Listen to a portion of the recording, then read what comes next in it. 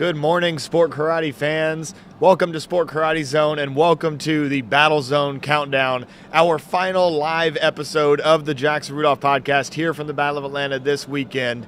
And this Saturday morning, we've got a staple of the Jackson Rudolph Podcast live here at the Battle of Atlanta in Mason Stowell. I think as long as we've been doing this show here in Atlanta, we've had you as a guest.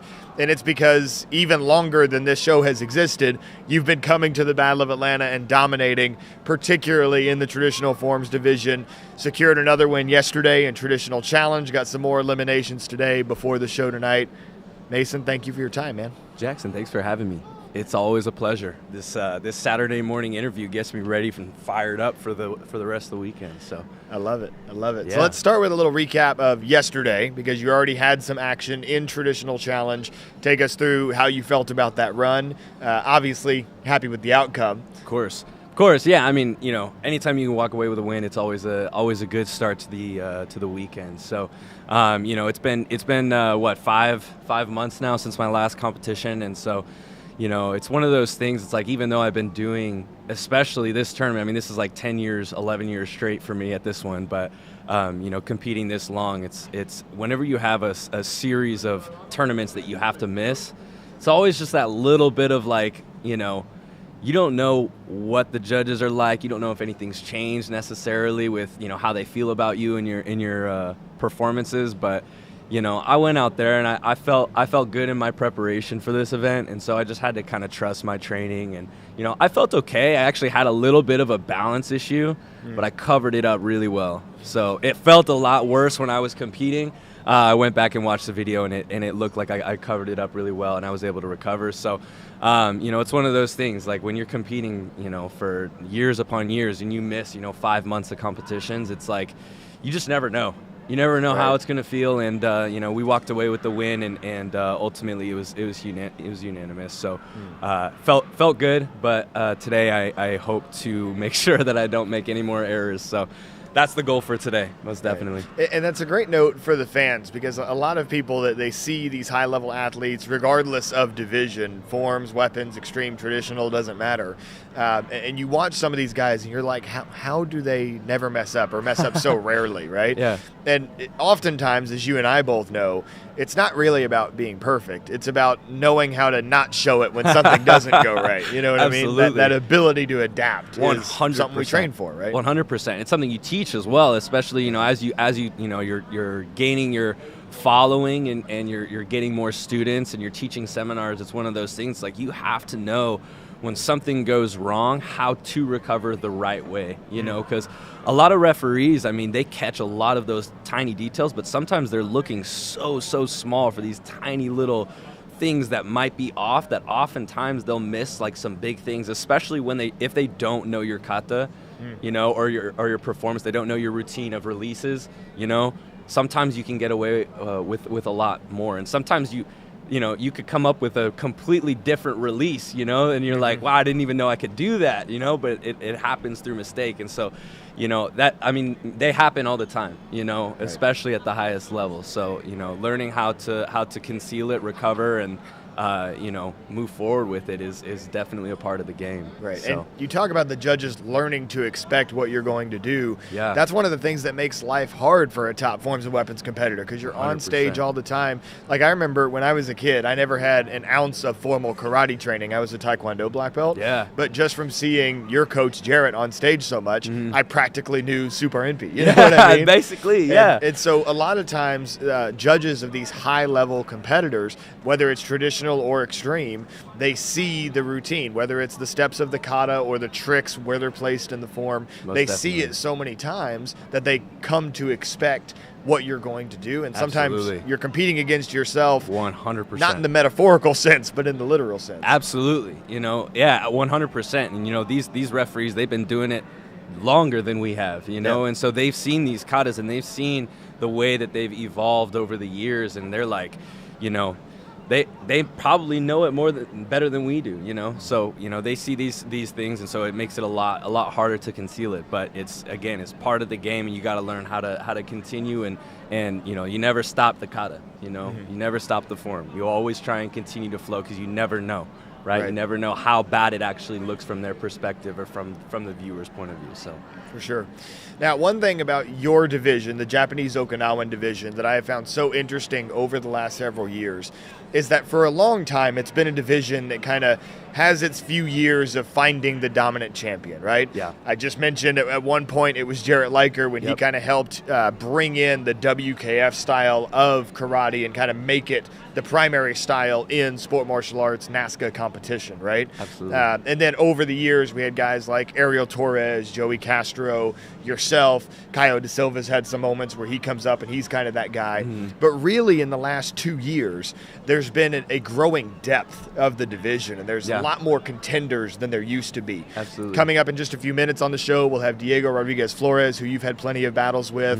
And then you've also got a student, a co-pupil of Jarrett as well, in Matthew Grusha, who's going to be competing against you now in the adult division, which is weird to think about. Probably makes you feel a little old, right? Absolutely. So talk about some of the challenges that lie ahead in the Japanese Okinawan division today. Absolutely. Well, I think yesterday is traditional challenge is a true testament to, what the actual style that we're looking for in Japanese Okinawan karate. With traditional challenge, it's like very specific on what you can and can't do. There was a gentleman yesterday, he went out there and did a phenomenal form, but it wasn't on the kata list, so he did get disqualified, and obviously, like, as a competitor, you hate to see that, but it's one of those things. It's like you have to stay true to what that division is, Right. And I love the fact that the referees are still paying attention and they know the kata list and they understand like what you can do, what you can't do, right?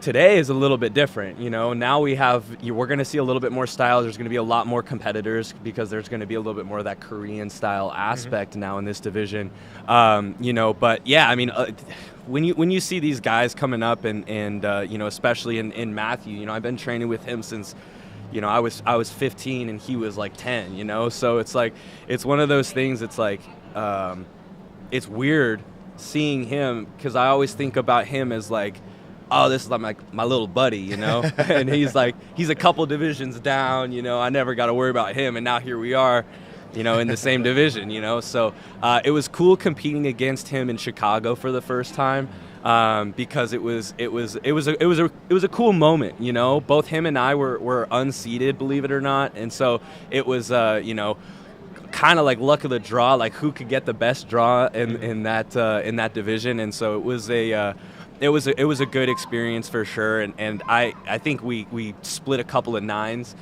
which is always fun. But I'm looking forward to competing against him today. And then obviously you got Diego, you got Kameren in that division as well. Noah Sanside in there now, which is always good to see. So there's a lot of young kids. It's just weird that now I'm the old head of the division. But yeah, no, there's a lot of talent in there, and today there's going to be a lot more for sure. Yeah. The adult division has its way of doing that to you. I remember, it seems like 1 second I'm in the adult division for the first time, trying to catch up on major titles and stuff, and then I turn around and my last competition in 2021, I'm lined up for the U.S. Open with Jake Presley and Danny Etkin and guys that were always, just like you said, several divisions down, and I'm like, it's a weird feeling. Yeah, it's a weird feeling. I still feel like the young buck of the division for sure. So, yeah, it's definitely weird, but it's exciting, and especially when you get, I remember being in that position, going to the adults the first time and like seeing those names that have always been in that division and the way that they welcome you into that division and also push you to be better, of course. The first couple of tournaments, it wasn't just a walk in the park, And so, being able to be that guy for those kids who are now adults, is a good thing, And I want to make sure, of course, that they come into that division and I can push them to be better and ultimately like bring a better show to the audience. So. I love it. That's awesome. And I want to close with one more update for the fans. We talked a little bit about how you had a competitive hiatus there for a minute. Yeah. some of that recovering from injury, right? Yeah. I was telling you before the show, I still remember all of a sudden there was this Facebook post from your mom about, like, there's been this accident and Mason might lose part of his finger, and everybody was like, oh my God, what? So catch us up, obviously fully recovered and back to being able to compete, but just fill us in on what happened and the challenges in that recovery process. Yeah, I mean, it was, I've dealt with injuries before, nothing, like losing an appendage for sure, but, it's one of those things. It's like, my dad has a print shop, and, when he had his stroke in 2023, end of 2023, I had to learn part of the business just to kind of help him recover. And so because of that, if he ever needs help with a specific job, I'm always there to kind of help out. But with that, obviously, there's the risk of running and operating machinery. And, hydraulic paper cutters are unforgiving machines. So it's one of those things, just, I had my finger in the wrong place at the wrong time and, accidentally triggered it and just cut it clean off, which honestly I'm grateful for, because those are the type of injuries when you have a clean cut like that, it's actually a lot easier to repair that for the surgeon. And so the surgeon did a great job. Obviously, there's a chunk missing. I still got a little bit of my fingernail on there, a tiny bit. And I'm still dealing with a lot of sensitivity. There's been a lot of nerve damage, and that won't go away for, a year or so. So, I'm just kind of, maneuvering around that. As long as I don't bang it on something really, really hard or hit my gi the wrong way in a kata, it's honestly not too bad. So mobility, everything's fine. It's just one of those things, just got to maneuver around it. And, it's as silly as a fingertip injury can be. It's so complicated because of all the, nerve endings. And so that's the biggest thing I'm dealing with. But, obviously, the kata feels good, and I'm not a fighter. So I'm grateful for that. For sure. Well, we're certainly happy to see you back on the mats, and best of luck in the competition today. Absolutely. Thank you as always for your time, man. Yeah. And so we'll go ahead and have Mason step out of the booth, and we will bring in our next guests, a sibling duo, DG and Pia, Diego and Sofia Rodriguez Florez. Diego will be competing against Mason later today in the Japanese Okinawan division. And we also will have Sofia Rodriguez Florez, who's going to be competing through the junior division. She has been on an absolute roll the last couple of years. Traditional weapons, traditional forms, doesn't matter. She has been dominant. And so we're going to go ahead and welcome them into the booth. They're talking shop with Mason a little bit before they come in. We are waiting on DG and Pia to step in. There we go.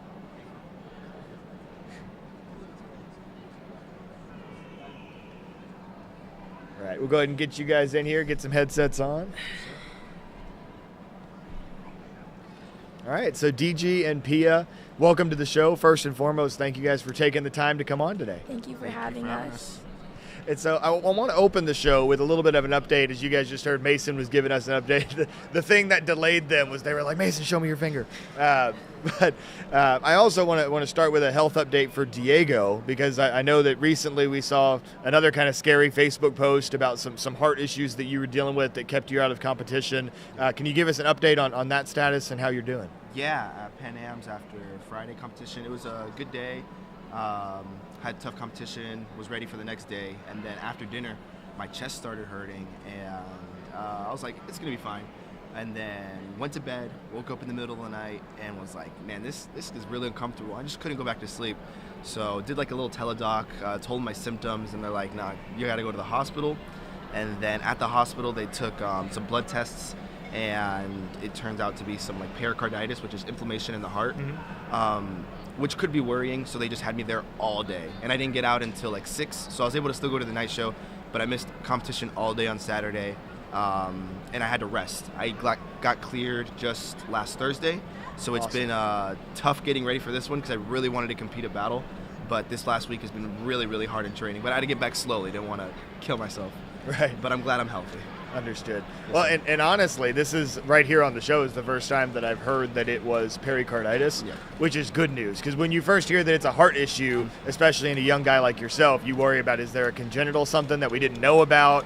But the fact that it's a pericarditis, which is often a transient from a viral infection, stuff like that, I won't nerd out too much on the podcast. But the good thing is you recover from that, which is excellent. So great to see you back on the mats and knowing that scary part, you're out of the woods, so to speak. And then, Sophia, let's go ahead and start recapping some of the competition from yesterday. You had the traditional challenge division yourself. One of the things that I always love to point out about you is that you also compete in the CMX divisions. You also fight. You're a well-rounded martial artist. So give us an update on all the things that you had going on yesterday. Okay, so yesterday I started the traditional challenge, which I did end up winning. There were some competitors that don't usually come to NASCA, like they're from WKF. So it was awesome seeing them here, kind of like, I guess, seeing how NASCA has spread a little bit. But they did awesome. I ended up winning that, and then I went to do my musical forms and creative forms division. I kind of messed up in my musical, but then creative, I got back up and I got third. And then I did open weight earlier, lost my second fight only by 1 point. And then a girl asked me to do team fighting with her. I was like, yeah, totally, I'm down. Always more opportunity to get better, get more experience. So I ended up doing team fighting, and we lost our second round, which was, I think, was like the third part of the bracket. So we did pretty good. Today is a new day. Hopefully it's better. I have trad weapons, trad forms, and Korean forms, and sparring, and then runoffs, and hopefully stage. We'll see. But yeah. So what is your secret to staying so busy on a tournament weekend? Because I know some at, like, me, for example, I was always just a bow guy, right? So I had my creative division and I had my traditional division. But after 2 or 3 forms and maybe a runoff in the juniors, I was feeling pretty spent. You're going through 3 times as many divisions as maybe the average competitor. So what's your secret? Is it the diet that goes into it? Is it the warm-ups throughout the day? How do you keep your body ready to go through a weekend like that? Well, usually Saturdays are more of the back-to-back kind of thing for me, because Fridays, like, there's a big gap between trad challenge and CMX, or CMX and sometimes open weights like right after. But this weekend, the only 2 yesterday I had back-to-back was trad challenge and open weight.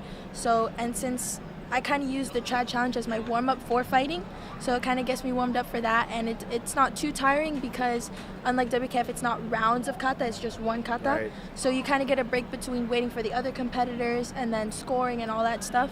So yeah, I kind of just take advantage of getting that break between scoring and seeing other competitors go. And I have this thing that if I'm like really tired, to get my heart rate back down, I do 2 inhales and then 1 long exhale. It kind of helps my heart rate get back down, calm down a little bit. Awesome. So a good tip for all the young competitors listening at home.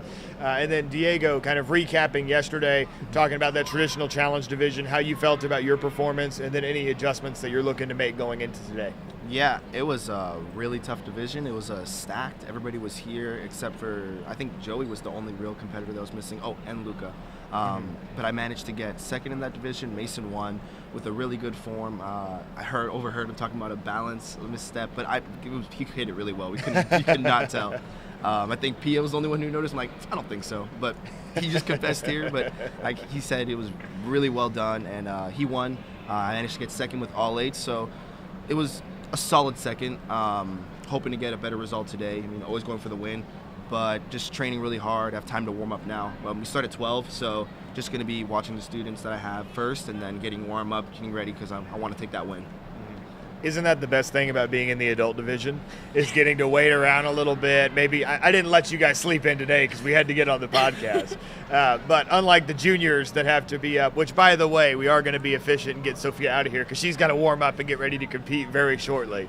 But it's one of the perks of being in the adult division, which reminds me, Sophia, we're knocking on the door of the adult division. Yes. We had Avery Presley on the show, which we know you guys are very familiar from getting to those overall grand championships and having those traditional versus CMX battles that we've seen time and time again. It never gets old, but you guys are both about to go to the adult division where those overall grand championships will be separated now, which is a nice perk that you're going to get to have those traditional titles that you can go for, as well as the CMX, because you do it all.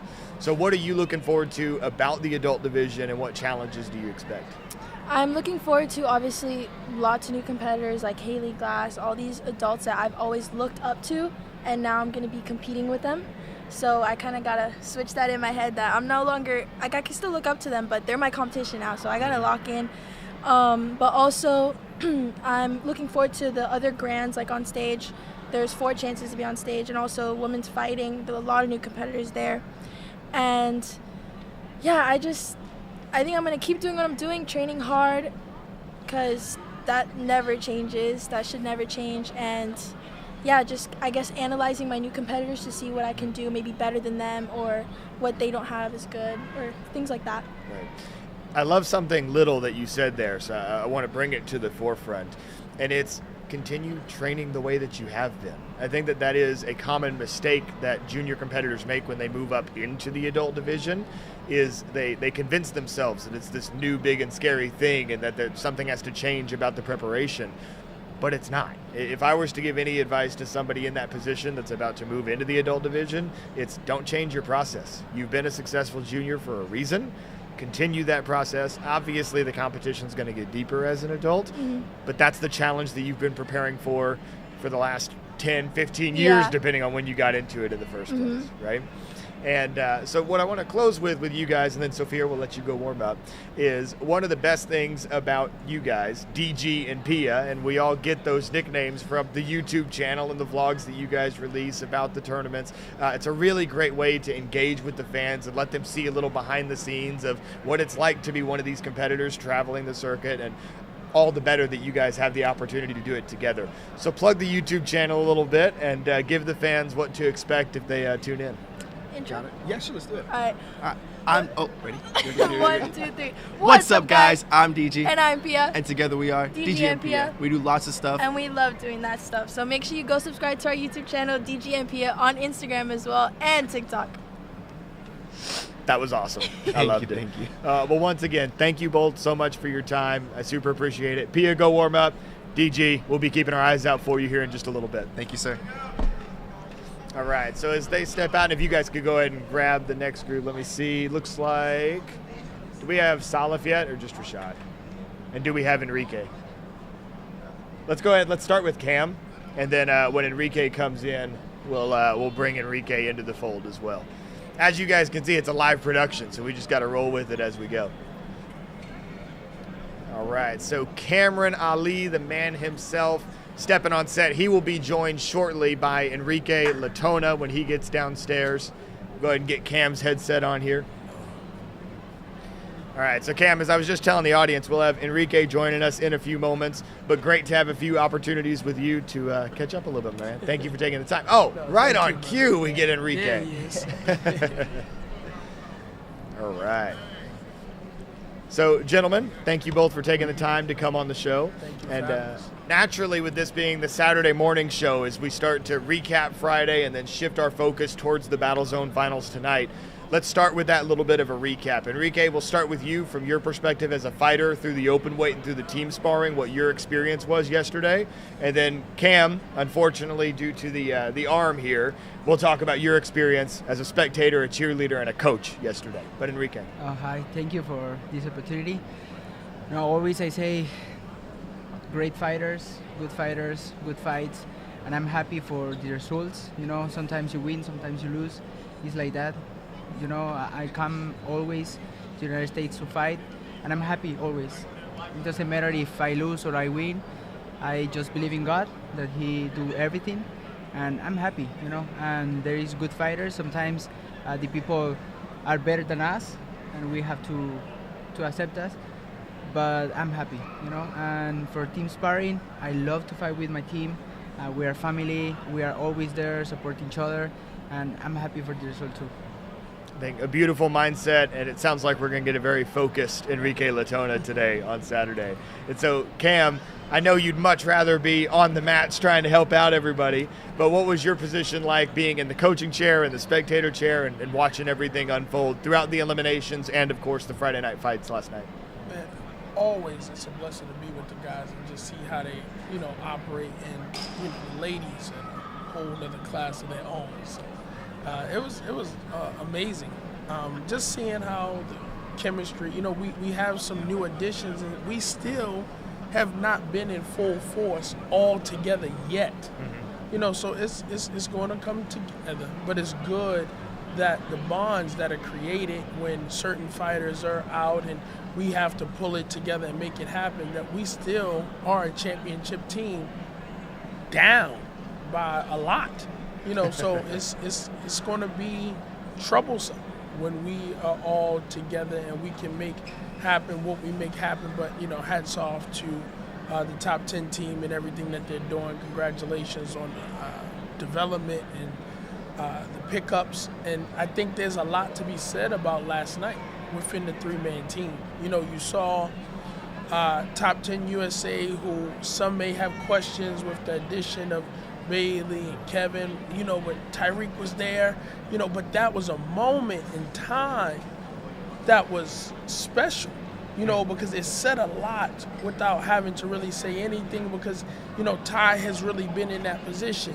And then to come out and finish up how it just cemented the fact that he was supposed to be there. So I think that there was beauty in their celebration, which is the emotion and the passion to let everyone know it's still there.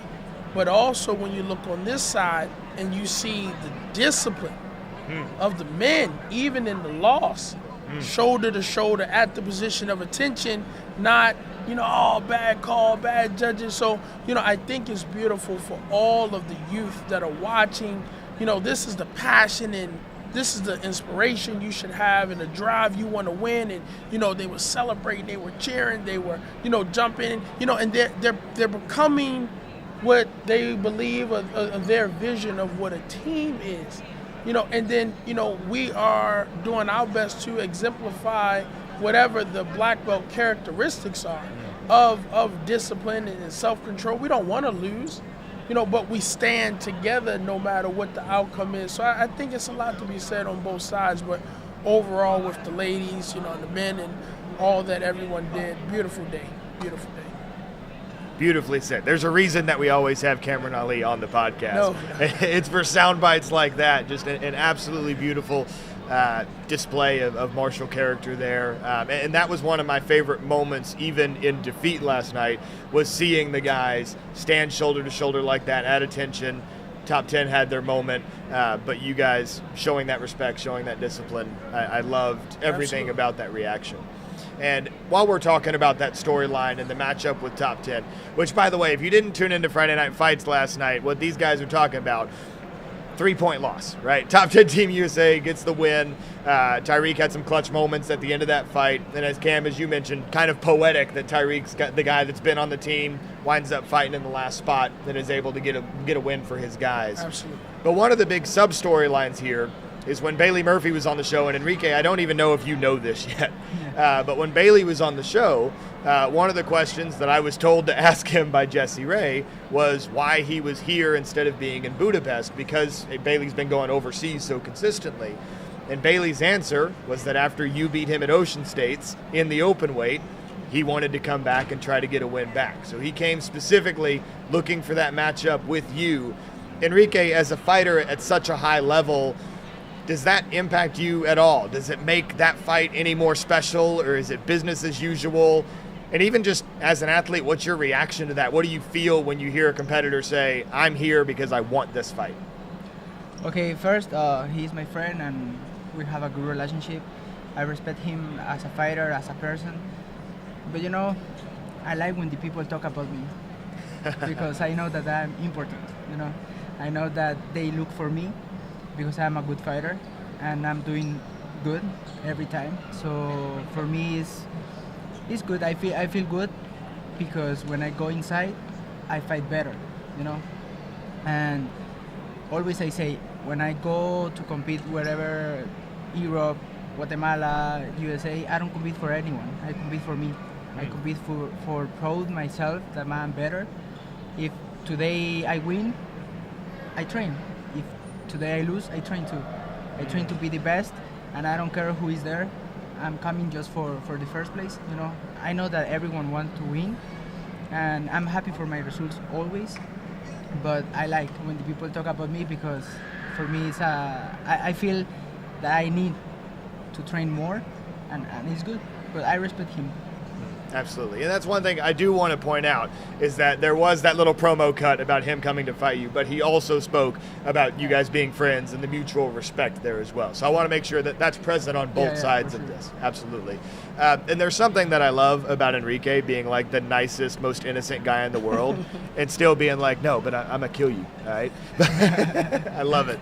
And there's certain to be some fireworks today as we work through the lightweight eliminations. Of course, Bailey and Enrique both on the lightweight side of working towards that overall grand championship. And I think all fans can agree that that's hopefully a matchup that we get to see again. Speaking of some fireworks, Cam, I want to get your take on this because we had a very exciting matchup last night between Kareem Abdullah, someone that I know that you are very fond of, and Kevin Walker, the other new acquisition from Top 10 Team USA. Some extracurricular activities at moments during that fight. Obviously an emotional fight and two very, very highly skilled fighters putting stuff on display. And so sometimes you get in the moment and little things happen, and naturally when little things happen, the other fighter has to respond to it. What's funny is at one point when they were clinching, I thought that Stacks was going to start bringing out some of the self-defense stuff that you guys demonstrate sometime. Fortunately, that didn't happen. So Cam, what are you thinking is obviously the fight is going down, but then also some of the little things that happened between the lines in that fight? Yeah, I just think that we're in a time where we're so sensitive to seeing a fight in a sport where we're supposed to be fighting. Well so we can be hypersensitive to seeing combatives. And if grappling is a part of combatives, no one was thrown, no one was swept. I mean, but you would accept it if you were watching a 12-round boxing fight. You would allow two dudes to hold each other the whole fight. So I just think we have to be careful of putting something that is very normal in a category of outlandish activity. How dare they grab each other in a fight? It's a damn fight. They will be okay. They are two grown men. They will be perfectly fine. But it's good. It's healthy. It's not Metro days where a riot broke out. Yeah. You know, it's not that there are 30 people who swarmed the stage and it was unprofessional, but it should let other fighters know how people perceive the sport. Mm-hmm. That holding each other now is aggressive. Wow, you're angry if you hold someone. This is a very sensitive time, sensitive time in society and a sensitive time in our sport where combatives in something where we are still fighting. I know that there's the word point in front of it, but you have to address the major part, which is fighting. Dude's going to get knocked out, dude's going to get dropped. It's a part of fighting, and some people don't understand this is one of the most dangerous forms of fighting because if speed creates power, and I've heard that term, speed fighting and these words used, then these things are going to happen. It's okay. It's a martial arts tournament. Let these dudes fight. Let these dudes hit each other, not in a malicious sense, but allow the essence of what we do to still be present so that we don't lose out on the biggest part, and that's self-development. If we want the youth and the children to be able to use what they learn to protect themselves, punching with our head down, not recoiling our punch, that's not going to help them. So the overall picture is the generation in place now has to be responsible for the generation that comes after them. And if these children try to protect themselves with what they learned from your private lessons and they get hurt, it's your fault. That blood is on your hands and you have to be responsible. So if these two men in that fight showed, if a bully get up on you and you don't want to fight or hit them, but you know how to control them, I think that's great teaching. Right. No, beautifully said. And I also, as you're going through some of this, and I think you're speaking a lot of truth here, I also want to take some accountability for the way that I, as a commentator, handled some things on the stream last night, because that is one thing when you're in the moment and you're reacting and you're calling that action and you see something that isn't quote-unquote normal in point fighting, for there to be a clinch or whatever the case may be, your knee-jerk reaction as the commentator and trying to set an expectation for the audience is that this isn't normal. And I think that sometimes that can come off as outlandish or what Just have tasteful. you. And I haven't listened back to the way that I called it, but I'm thinking back to the way that I talked about that situation, and I'll take some accountability. And I also want to say publicly here, Kareem Abdullah, Kevin Walker, both great dudes. And I think that what Cam is pointing out is exactly right, that at the end of the day, when they get into that clinch and they hold it for a little while, they're essentially just protecting themselves and doing something that they should do. And it's in the that only type of time you situation. saw something different. Yeah, exactly. We've been watching since Friday morning. You see the same thing over and over again. The most exciting part, this is sad. This is sad. Not technique. The most exciting part of the night show was a clinch. Not a spin hook, tornado round, jump back into the body, hard reverse punch. It was a clinch. That's where we are right now. Man, it's heavy stuff. But that's one thing you know about Kameren Ali. He's going to get behind the microphone. He's going to speak some truth. That's one of the things that is so great about having you on the show. I want to close with one more question for Enrique as we shift to getting on the mat today, right? We've talked about the past. We talked about the lead up, stuff that's happened, stuff that's been said. But as you look forward to the fights today, what is your mindset and what is your expectation for the end of the night? Okay, I'm focused in my fights today. I always say I will live every day, and I know that God is with me, and I know that I will win today. I'm coming for that. I don't care who is there. I just come from my first place, and I'm happy. I'm happy to be here.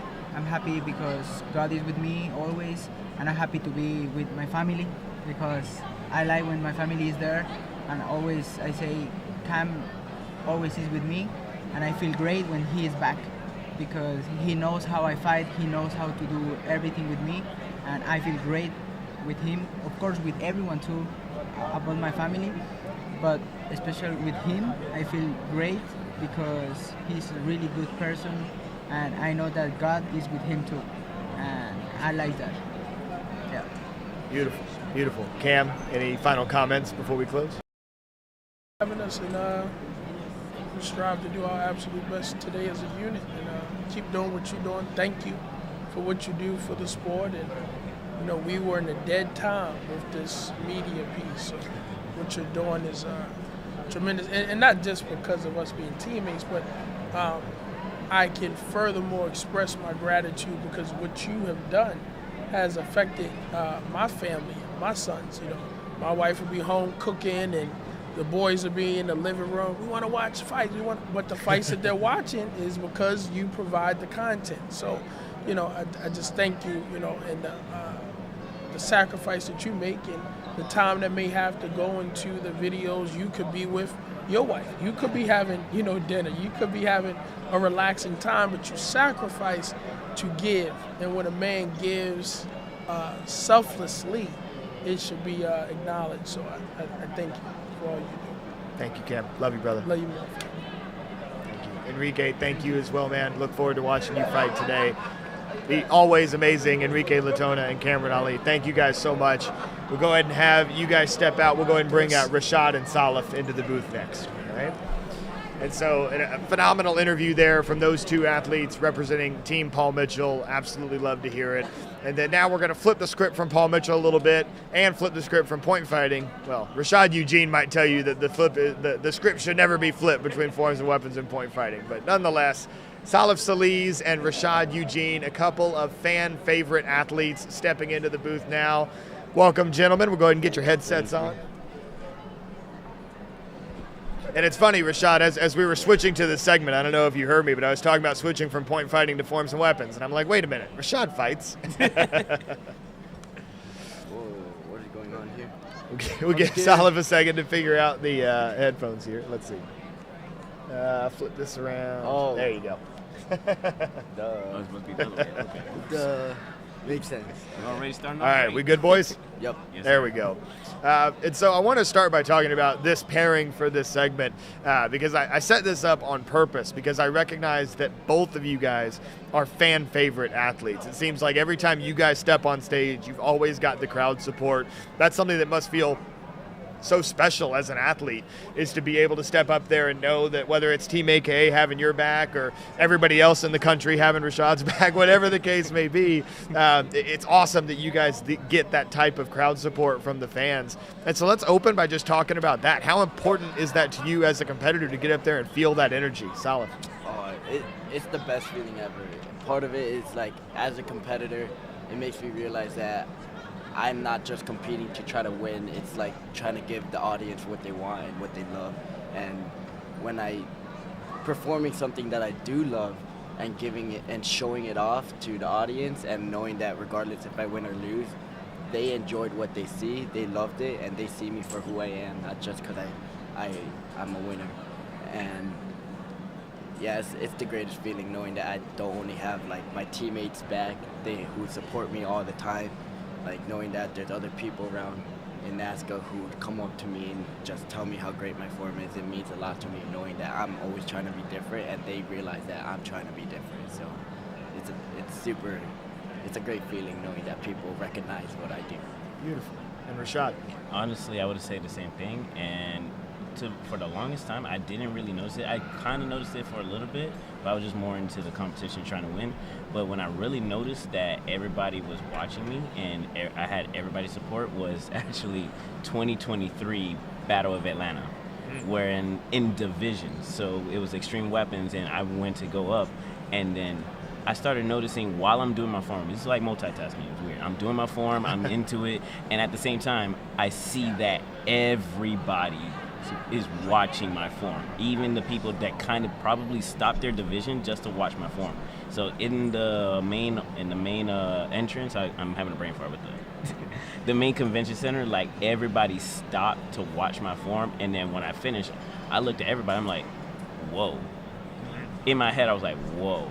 And then that was the one that I could say, okay, everybody's really watching my form. So pretty much I take away everything that Salef said and just adding that for sure. That's such a special feeling when you get, especially, that's one of the great things about being a fan of sport karate is that if you come to a tournament, this is the only sport, even at Battle of Atlanta, where they're real serious about the barricades and everything, but you could still get right up on the action, unlike anything else. Basically, if you come to a professional sport karate tournament on the NASCA World Tour, it's going to be like you've got courtside seats at the equivalent of an NBA game. And that's the other thing that I always try to market to people about sport karate. You can't pay to register to go play one-on-one basketball against LeBron James, but you can pay to register and show up and compete against the absolute best in the world like these guys at any NASCA tournament you want to show up to. It's something that is so unique about what we do, and I always just want to shout that out. Now, again, this is the Saturday morning show, so naturally we got to recap Friday before we look ahead to what else is in store. I know you guys, as particularly CMX specialists, the Creative Musical and Extreme, Rashad, we know you do everything, but you guys stay busy on Fridays, right? Yes. So give us a recap of the action yesterday from your perspective and the experience that you had. Rashad, we'll start with you this time. So my recap from yesterday, I only focused on creative bladed, creative non-bladed, musical weapons, and extreme weapons. So extreme weapons was the first division, kind of weird. I did probably 2 flips with my double bow. I hit some new unique tricks with the double bow, and I came out with 5th place. Something happened with the scoring a little bit, but it's okay. I still hit my form, and then... So real quick, you're saying Rashad Eugene had unique tricks? Yes. That's a calling card for Rashad, just to be clear. Yeah, some tricks that I haven't thrown, and I actually hit my whole form this time. Okay. So that was extreme weapons. Musical weapons, I switched it up and did commas. I did a generic form, which is weird because I was doing my form, but I realized I chose the song that is about to end early. So I had to cut off half of my section just to finish at the song. So I did that, took 5th place, it's okay. Then we get into creative bladed. I did actually pretty good. I hit my whole form. I did exactly what I trained, and I came in 2nd place with that one against Dawson Holt, which is really good, really fine swordsman. And creative non-bladed, I hit my form. I felt really good. I actually felt really comfortable with that double bow form where I did exactly what I was supposed to do as far as for my training, and I took 3rd. So these are all respectable places that I've taken, that I take accountability for myself. Awesome. Love that. So Rashad, happy with performances yesterday. And that's one of the things in the adult division. The scorecards can get so tough because that division is so deep right now, both forms and weapons. There's a lot of contenders at the top. And so for somebody that has been on plenty of stages yourself, it's important, and I think it's good for young competitors to hear this. Sometimes it's good to be proud of a second and third place, especially when you're in a division as deep as this division that you guys compete in. And so, Salef, for you. So, yeah, my recap yesterday, it didn't go as planned as I wanted to, actually, but I still ended up competing. So what happened was, after team sync on Thursday, my left ankle started swelling up really badly, and of course I tried to take care of it that night before Friday, but I woke up to it becoming worse and trying to wrap it up and do what I can. So when the tournament came along, I focused on musical forms and extreme forms, and I was taking like a bunch of painkillers already to just kids, don't do that. About it. Don't do it. Yeah. Don't do it. No. Don't recommend it. But I really wanted to compete, and I didn't want to stop, holding myself back. I still wanted to go hard regardless, and I wrapped it up. And for extreme forms, that was like my test run because that was the first division before musical, and the one thing I definitely changed was not doing an intro trick back. And yeah, so I just walked back and started my form, and I focused mainly on my hands just going hard because I know I couldn't jump on my left ankle, and I was too scared to land it because it just felt really weak. So all the tricks I did was hyper tricks, and I did, for my trick pass, I remember I did aerial, front swing, broken TDR, cart, double full hyper. Which was insane, by the way. I was there. I was not expecting I watched that division too, and I don't remember who I was sitting next to, but I was like, he hypered that. Oh, and then he hypered that. Yeah. So, and the worst part about it is I told myself I pre-planned that trick pass before starting my extreme form. I didn't pre-plan my rodeo cork because usually I do that into split. So by the time when I was doing my second section, I was trying to figure out what trick I wanted to do that didn't look, the same. And when it happened, I was already mid-rodeo, and I'm like, I can't land on my left foot. I'm going to let go and hyper it, and it surprisingly worked out way better than I thought. It might be the first rodeo cork hyper that I've seen in a form. Well, I'm glad to be the first. But yeah, so it went so much better than I thought. And then musical forms, extreme forms, I got third. And I'm glad for my placement. I didn't expect myself to win because I was already injured. But if I did win, I wouldn't agree to the position. I would, been in because I wasn't 100%. But congrats to Esteban. That form was really good. that was phenomenal. I enjoyed watching that one. He went really hard, so I loved watching it. And I love the maturity of that take, by the way. To openly say publicly, if I would have won, it wouldn't have been right. Yeah. That's there's a lot of competitors that aren't man enough to admit that, and obviously dealing with injury is certainly a factor there. We know that you're somebody that can be the guy who wins that division when you're at your best, and obviously we hope injury is fully recovered soon, and we see you back at 100% for U.S. Open. What I want to close with for both of you, and another reason that I wanted to pair you guys up, is one thing that I respect a lot about each of your games, is that you are both competitors that have been unapologetically unique. You've always been yourself, right? Rashad, for you, it's been the variety of weapons you've done, being a triple bow guy, adding the commas, sticking a double bow, and just always been authentically Rashad, right?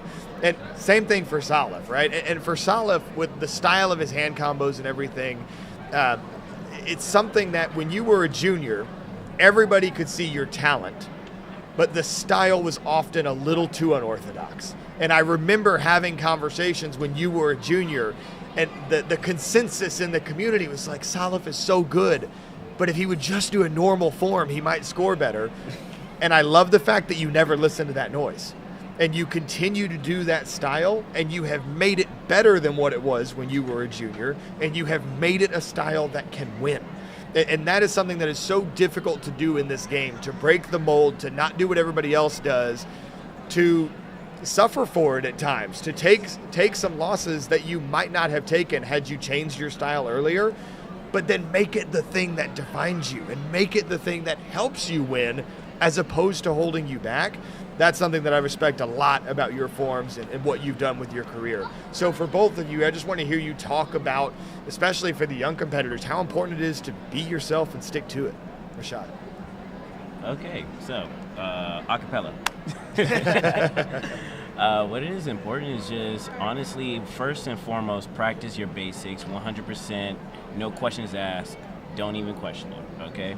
And once you start practicing your basics, that's when you can start exploring different options of how you can throw a chop punch. Obviously, keep your chambers in. I'm just saying that, okay? But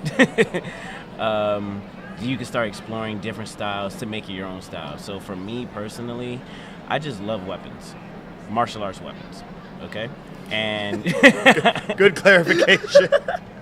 I'm acapella. So I just love martial arts weapons. Like, I love studying where the weapon comes from, how the weapon is used, and stuff like that. So I just say to myself, okay, what if I try to use this in a CMX, in the creative weapons division, just to test it out?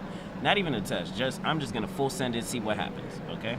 And it's just, for me, it's just I have unquestionable confidence that I don't care what people's gonna think, I'm just gonna do it and see how it goes. That's just for me. It works out for me.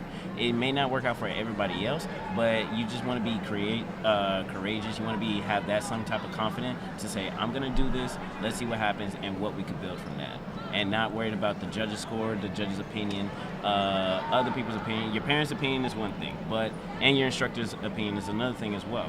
But overall, just have that confidence to throw what you want to throw.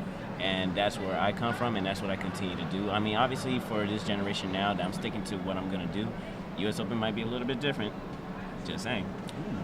Might be a little bit different. A little teaser for the U.S. Open from Rashad. I might bring back something. I might, okay? I thought about it yesterday. But, again, let's see what happens at U.S. Open.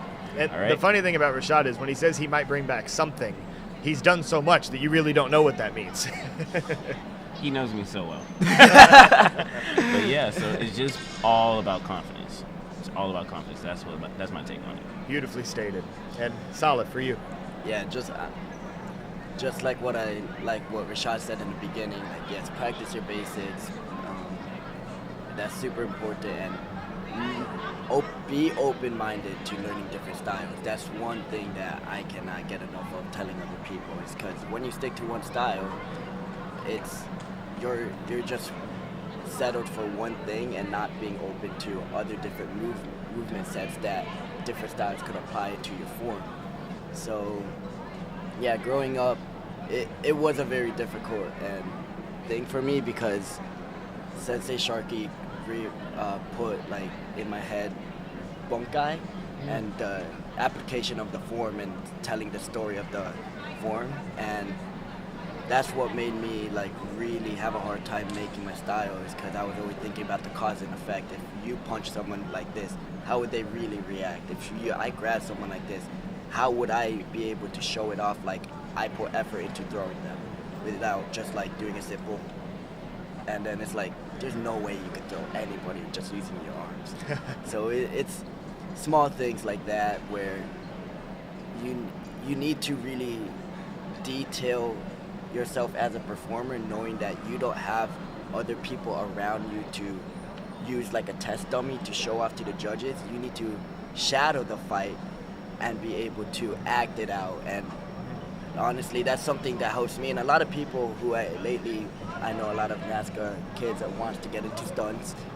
If you're able to perform and shadow the fight without a performer, you will become a master in like stunts, knowing that you do have a partner. The hardest thing about being a stunt performer too is, can you do it without a partner? And that's one thing I've been working on, and it's a difficult thing. So yeah, like open your mind to different styles. Don't be scared, and like be creative. Yeah, don't be afraid to test new things too. Like that's the best part about being in NASCAR, is that, and specifically sports martial arts, right, XMA, you could be as creative as you want, and you won't know until you do it on the day of, and that's what I love. People doing different things, and it drives me crazy. It's so awesome seeing different things. Can I add one more thing? Patience is key. Yes. Patience is key. A lot of people rush to get into things and thinking that it's going to work out. I learned it the hard way. And I know this by experience. So patience is key. Take your time with it, okay? Yes. That's all I can say. Oh, I love it. Yeah, to add And on real to quick to what Salef was saying, shout out to an absolute legend of this community, Sensei Sharky. Yes. Just want to make sure we got that out there. But yeah, to add on to that too, don't be afraid of criticism. People will say something. People will, regardless, hate or love it.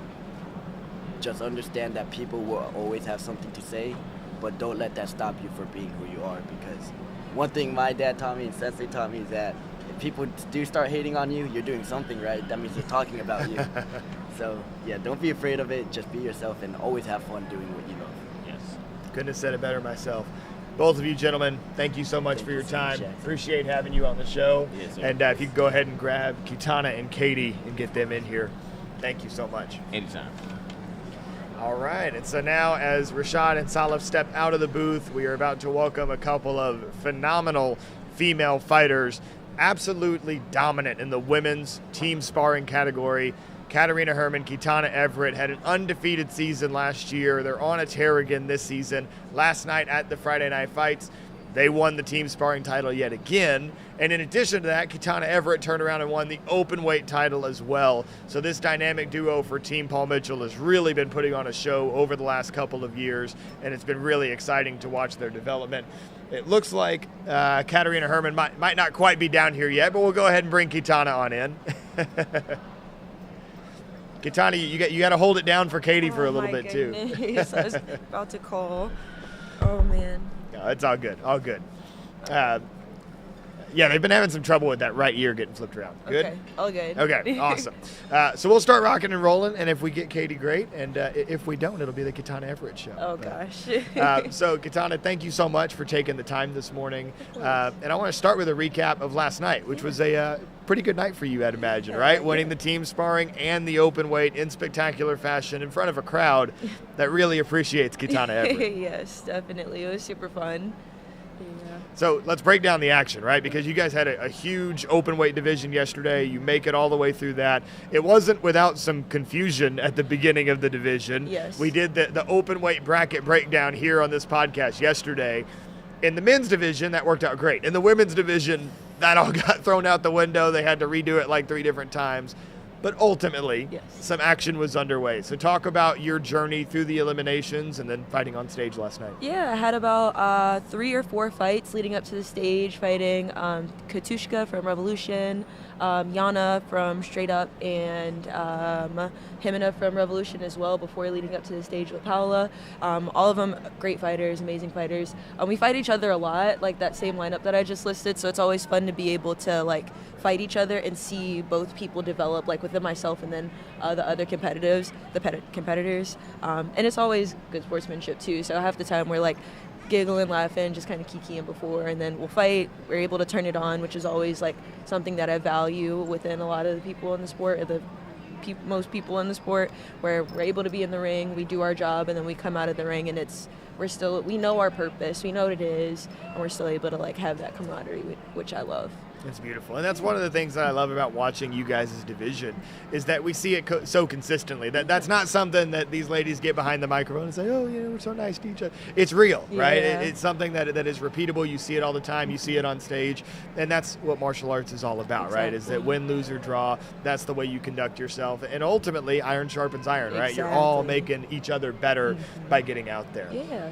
I also want to talk about in the night show, the crowd support that you get, and you get it twice a year because you get it at Diamonds and you get it here at the Battle of Atlanta. Yes, sir. And first of all, you can thank your fans for that, but also, how much impact does that have as a fighter, especially if you're in like a 2-round match and you're making that turn, you're starting to maybe fatigue a little bit, but then you hear that crowd get behind you. Yeah.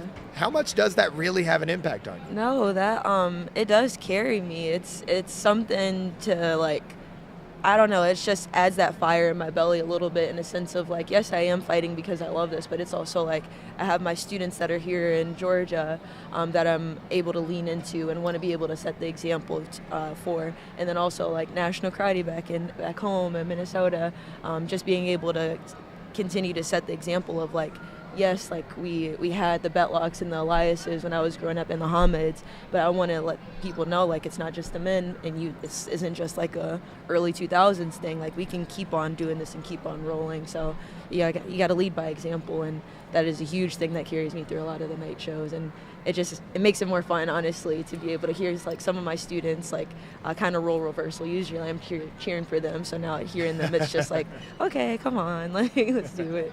That's awesome. And I want to talk a little bit about your fighting style, because there's something that it also makes you a lethal weapon for team sparring in particular, because you can almost have two different personalities when you fight. And what I mean by that is when I watch Kitana, you can see a Kitana that is very high volume on offense, setting up blitzes, high volume fakes, pumping the leg, following, tons of offense. And then you can also see a Kitana that wins 1 or 2 to nothing. Yeah. Working the outside, working the perimeter, tiring out the opponent, taking off on a blitz with 10 seconds left, and the next thing you know, the fight's over. Both of them equally effective. And so one of my questions about those kind of two different strategies, is that something that you know stepping into the ring based on who your opponent is, that you're going to try to approach it that way? Or is it something you kind of figure out in those first 10, 15 seconds as you're kind of seeing what their strategy might be for the fight? Yeah, definitely some fighters I know like what works or like how I can go about things.